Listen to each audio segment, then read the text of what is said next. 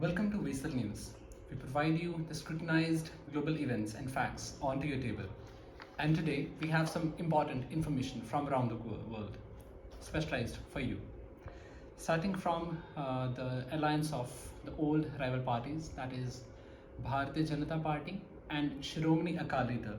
As we know that in the upcoming elections, a lot of parties that used to have an alliance in the past are going to become the rivals now. Yes, you heard that right.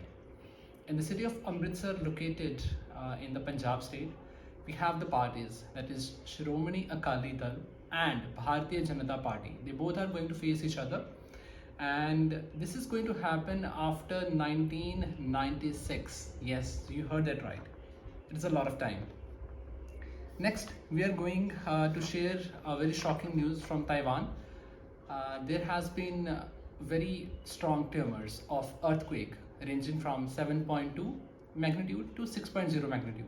So there are two earthquakes that happened today, and a lot of people have been killed and a lot of buildings have been impacted by the same events.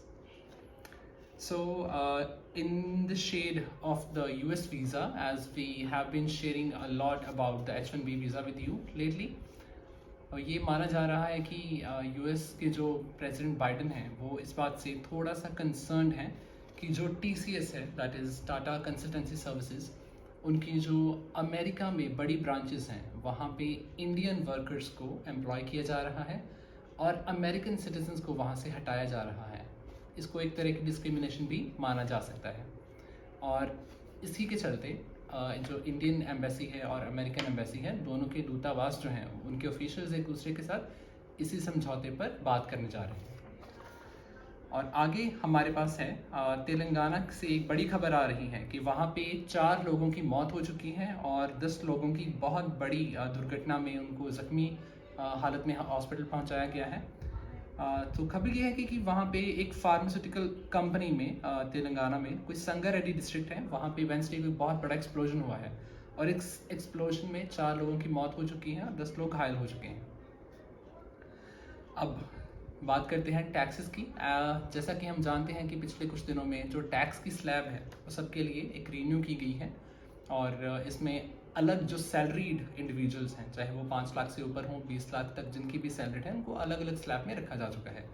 और इसी के चलते जो income tax के collection के officials हैं, उन्होंने एक डेटा जो है वो सबके साथ शेयर किया गया है. सार्वजनिक रूप में एक डेटा जो है वो सबके सामने रखा है, जिसके अकॉर्डिंग जो प्रॉपर्टी टैक्स है वो 55 करोड़ की कलेक्शन हुई है. लेकिन अभी भी 40,000 से ज़्यादा इंडिविजुअल्स हैं जो लोग डिफ़ॉल्टर्स की लिस्ट में डाले जा चुके हैं, जिन्होंने अभी तक ये जो डिफ़ॉल्टर्स लिस्ट है ये उन लोगों को बोला जाता है जो लोग टैक्स नहीं पे करते हैं या टैक्स ब्रैकेट में आते हैं लेकिन वो पे नहीं करते हैं, तो उनको हम डिफ़ॉल्टर्स लिस्ट में उनके जो नाम है उसमें डाले जाते हैं.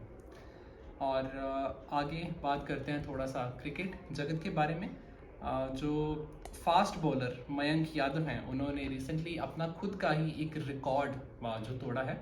ये जो रिकॉर्ड है ये उनकी बॉलिंग स्पीड का रिकॉर्ड था और अभी उन्होंने चलते आईपीएल के चलते उन्होंने अपनी जो बॉलिंग स्पीड है उसको 157.4 kmph पे जो है वो क्लॉक किया है. और जैसा कि हम सब जानते हैं कि रावलपिंडी एक्सप्रेस की जो स्पीड है वो 161.4 kmph पे है, इसको अभी तक तोड़ा नहीं गया है. और उसके बाद हम बात करते हैं ऑस्ट्रेलियन गवर्नमेंट की, जिन्होंने इंडियन स्टूडेंट्स के लिए और जो स्पेशली आइल्स का एग्ज़ाम देकर ऑस्ट्रेलिया की फ़ाइल लगाते हैं, उनके लिए आइल्स की रिक्वायरमेंट को रिवाइज़ कर दिया है. जी हाँ, पहले मोस्टली जो इंडिया से इमिग्रेशन के एजेंट्स हैं वो आपको ये बताते होंगे कि 5.5 बैंड्स जो हैं वो आपको ओवरऑल लेने की ज़रूरत है. But now the rules have been changed. The provision for the IELTS score has been increased by 0.5. So now the Indian students will have to get at least 6 bands in order to be eligible, ताकि वो apply कर सकें, Australia की student file apply कर सकें. और ये जो बैंड स्कोर इंक्रीज़ की गई है ये सिर्फ और सिर्फ स्टूडेंट्स के लिए ही नहीं है, ये टेम्परेरी वर्क परमिट होल्डर्स के लिए भी है जो इंडिया से या पूरी दुनिया से कहीं से भी अपनी ऑस्ट्रेलिया के लिए फ़ाइल अप्लाई करेंगे. उसके बाद बात करते हैं थोड़ी सी एंटरटेनमेंट के बारे में और थोड़ा सा टेक्नोलॉजी के बारे में. टेक्नोलॉजी के हिस्से में देखा जाए तो बहुत सारे जो मेरे मेल काउंटर पार्ट्स होंगे वो लोग गूगल का इनकॉग्निटो मोड तो बहुत यूज़ करते होंगे। जी हाँ। और इसमें कोई शक नहीं है कि इसको अलग अलग कैटेगरीज में डिवाइड कर सकते हैं। कुछ लोग इसको इनकॉग्निटो मोड को यूज़ करते हैं ताकि कुछ कॉन्फिडेंशियल इन्फॉर्मेशन को यूज़ किया जा सके, और कुछ लोग अपने एंटरटेनमेंट के लिए यूज़ किए करते हैं इसको। और रिसेंटली सामने आया है कि 2016 के बाद गूगल जो है वो इनकॉग्निटो मोड पे भी लोगों के ऊपर ध्यान देता था कि वो क्या सर्च कर रहे हैं वेब ब्राउज़र के ऊपर। लेकिन इसमें अब कोई घबराने की बात नहीं है। क्यों? क्योंकि गूगल ने ये साफ कर दिया है कि वो जो इनकॉग्निटो मोड है अब उस पर किसी पे भी नज़र नहीं रखेंगे, और जितना भी उनके पास उनकी कैश मेमोरी में डेटा पड़ा हुआ है लोगों का, वो सारे का सारा डिलीट हो जाएगा। तो ये एक अच्छी खबर भी है। अगला है हमारे पास एक बहुत ही, जिसको आप अजीब न्यूज़ कह सकते हैं।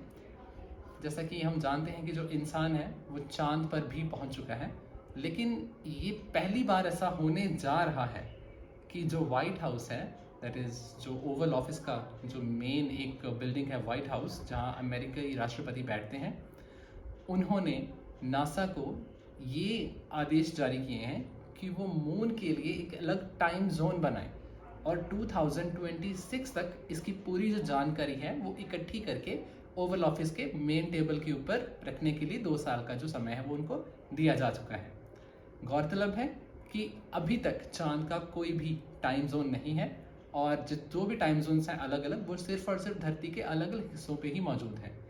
और इसको एक बेंचमार्क दिया गया है, दैट इज़ 2026, एंड इसको LTC में माना जाएगा, that is coordinated lunar time, जैसा कि हम इस लिस्ट में देख सकते हैं। और लास्ट, सबसे इसको कह सकते हैं कि डिलीशियस न्यूज़ है ये, क्योंकि ये आपके एक फेवरेट फूड के बारे में है, दैट इज़ मैगी। जी हाँ, इनके जो 20% प्रोडक्ट्स हैं मैगी के, वो इनका 80% रेवेन्यू जनरेट करते हैं, और ये बहुत सालों से मार्केट को डोमिनेट भी कर रहा है। चाहे मिडनाइट हो, चाहे दोपहर का समय हो, चाहे इवनिंग का समय हो, आप इसका सेवन किसी भी समय पे 2 मिनट में चुटकी बजाकर इसको बनाकर आप कर सकते हैं। तो जो मैगी है ये एक मैदे से बना हुआ प्रोडक्ट है, लेकिन इसके जस्ट 20% की जो मार्केट है उसने 80% प्रॉफिट जनरेट किया हुआ है, और पूरे की पूरे नूडल की जो इंडस्ट्री है उसमें ये डोमिनेट कर रही है। आज के लिए बस इतना ही। Thank you very much.